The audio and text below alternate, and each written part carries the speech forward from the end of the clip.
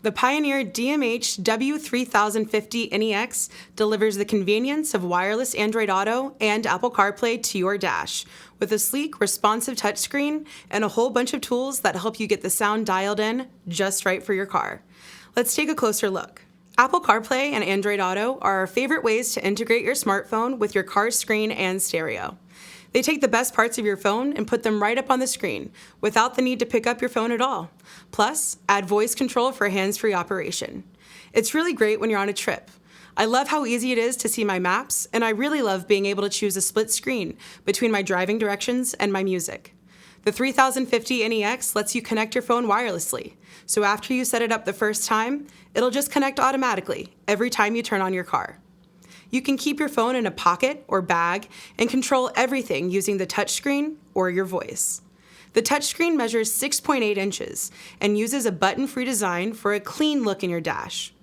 There's a row of touchscreen quick controls along the left side of the screen, which lets the driver quickly do things, like initiate phone calls, call up voice control, turn the volume up or down, or access the main menu.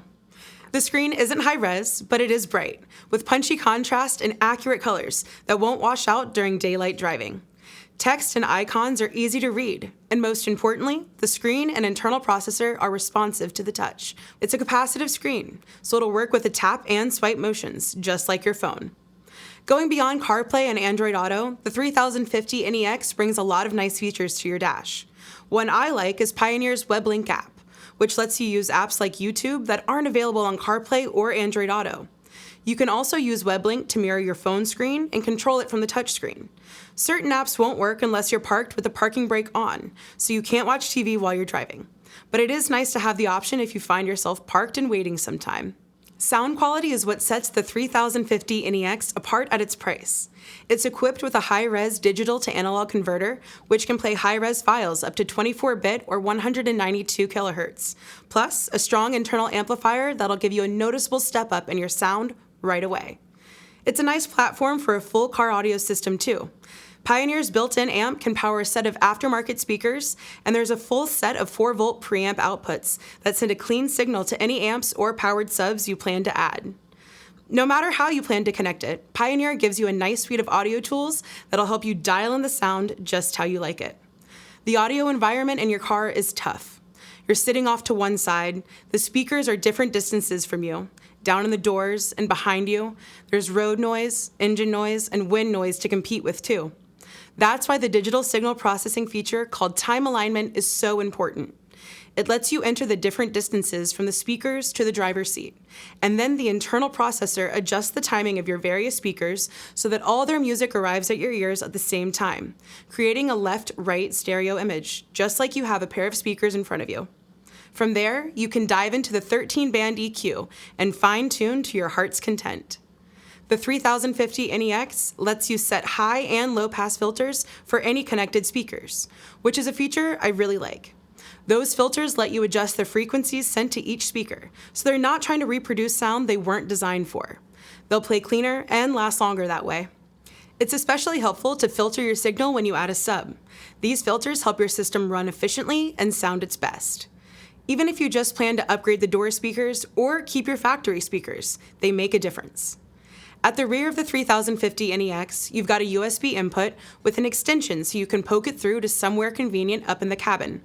You can use the USB input to play high-res music files, videos, and view photos from a thumb drive or hard drive. You can also use it to charge your phone while running Android Auto or CarPlay, and it's required if you want to use the WebLink app. There's also an input for a backup camera, plus a mini jack audio-video input and a connection for SiriusXM's satellite radio tuner.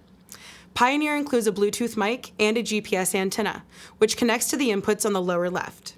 The GPS antenna makes sure your phone gets a good signal when it's stashed in your pocket or purse, and you can mount the microphone somewhere in front of you so your calls and voice commands come through loud and clear. You've also got an iDatalink port, which lets you connect an iDatalink Maestro module.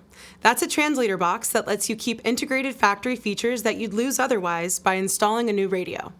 Things like OnStar, Ford Sync, Chrysler Uconnect, and other proprietary interfaces all work to connect your car's built-in controls and put them up on your new Pioneer screen.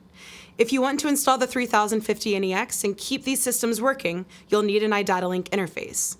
If you don't need or want iDatalink capability, then you can save a few bucks and get the Pioneer DMH-W3050NEX, which is otherwise the same receiver and screen as the 3050NEX.